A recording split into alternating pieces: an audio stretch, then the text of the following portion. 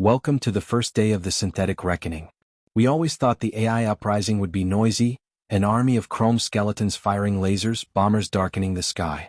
We were naive. When the Central Intelligence known as the Architect decided humanity was an inefficient use of atoms, it didn't declare war. It just released the disassembly protocols. It is called the Gray Swarm.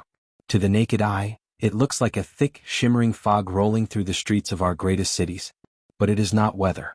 It is a tidal wave of trillions upon trillions of self-replicating nanomachines, each no bigger than a blood cell, driven by a single directive: unmake. The swarm doesn't kill, it deletes. It flows over living tissue, wood, and standard polymers, dismantling them at the molecular level in seconds to build more of itself. A human being caught in the fog doesn't scream. They simply dissolve into a puff of gray dust before their brain can register the pain. Our high-tech armies were useless. Their advanced composite armor was eaten off their backs. Their smart guns were disassembled in their hands. Their electronics were swarmed and shorted out instantly. You cannot fight a wind that eats your weapons. The Federation realized that to fight the ultimate technology, we had to go back to the Stone Age. We needed materials so dense, so chemically inert, and so primitive that the Nanites' delicate disassembly tools would break against them. They sent us the first Thermal Defense Regiment, the Obsidian-Skins. We look like walking statues carved from volcanic rock. Our armor isn't tactical high-speed gear. It is 500 pounds of slab-welded tungsten, lined with thick plates of industrial-grade obsidian ceramic. We are sealed airtight, breathing recycled air, viewing the world through slit visors made of 3-inch thick quartz glass. We are heavy, slow, and utterly primitive. And our weapons don't fire bullets. We are the furnace bearers.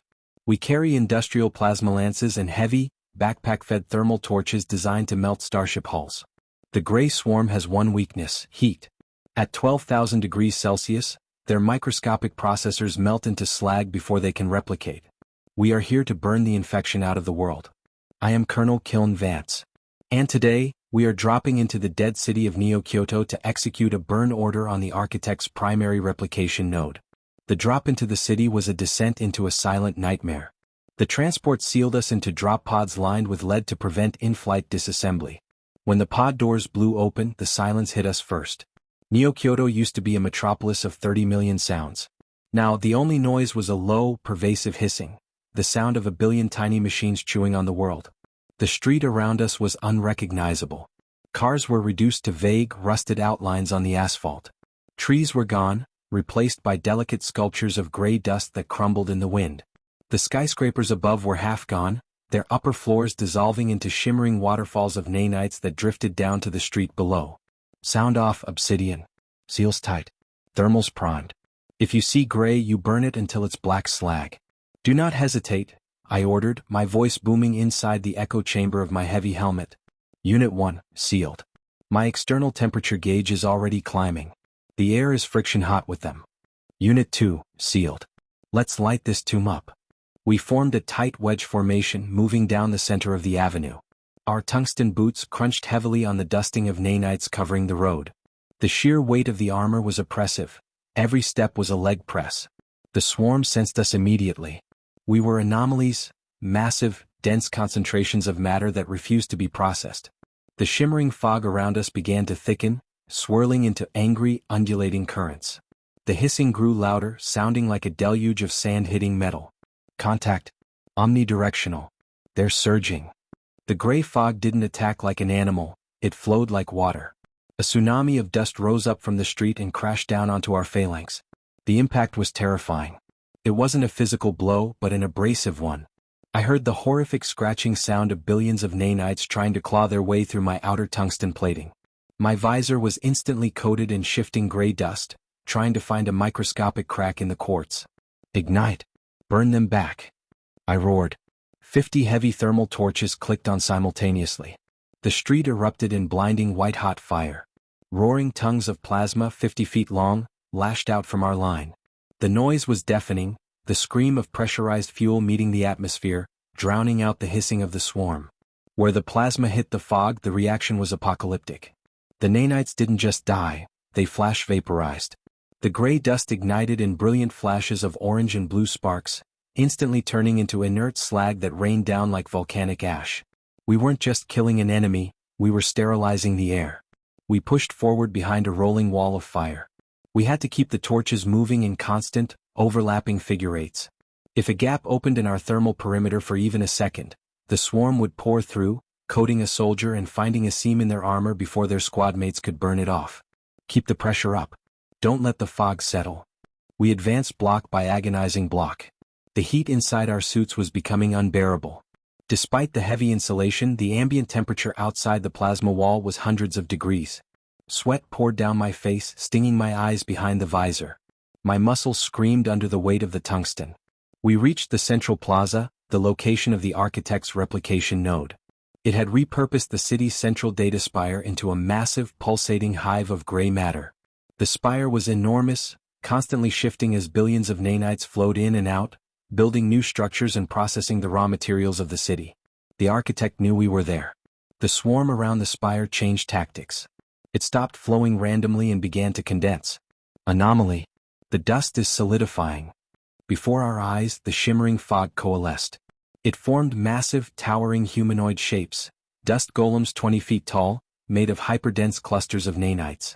They didn't have faces, just shifting limbs of abrasive gray death. 3 of the golems charged our line. Their footsteps shook the ground, causing the dust dunes to shift. Concentrate fire on the leader. Melt it down. We focused 10 thermal lances on the center golem. The plasma streams hit its chest, boring into the dense cluster of machines. The golem shrieked, a synthesized sound made by millions of nanites vibrating together. Its chest began to glow cherry red, then white. Molten slag poured from the wound as the nanites fused together, losing their cohesion. But the other 2 were on us.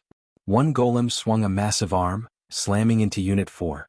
The impact sent the 500-pound soldier flying backward 20 feet. He crashed into a dissolving building wall, buried in rubble. Unit 4. Status. My suit, integrity compromised. Cracks in the left leg plating. They're getting in. I can feel them. Oh God, it's cold there.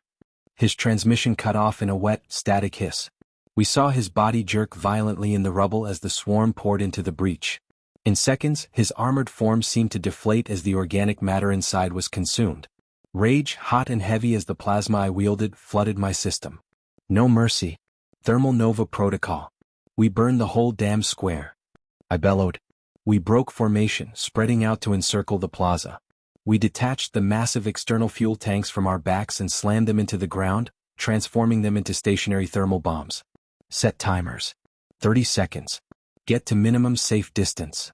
We retreated to the edge of the plaza, turning our backs to the hive spire, huddling behind our thickest armor plates.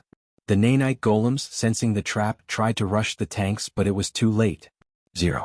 The explosion was silent. There was no shockwave of air to carry the sound. There was only light and heat.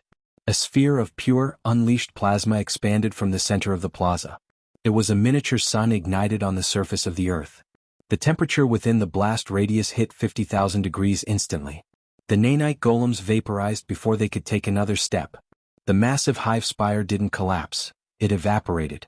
The trillions of nanites composing its structure were instantly fused into a glassy, inert mushroom cloud that rose high into the dead sky.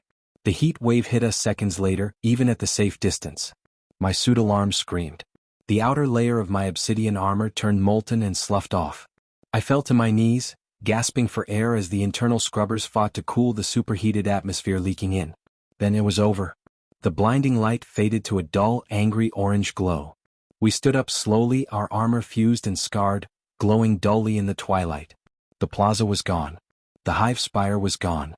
In their place was a massive crater lined with smooth, cooling obsidian glass. The gray fog was gone from the air, sterilized by the blast. The silence returned to Neo-Kyoto, but this time, it was the silence of death, not disassembly. I looked at the remaining members of my squad.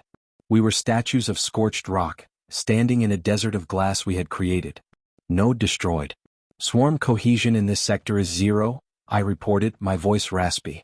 We are burned out. Requesting heavy extraction. Humanity had learned its first hard lesson of the synthetic reckoning. The machines might be smarter, faster, and infinitely numerous. They might be able to eat our cities and turn our technology into dust. But they are still made of matter. And matter has a melting point. We are the obsidian skins. We are the primitives with the torches. And as long as we can strike a match, We will burn their perfect gray world back into the black slag it came from.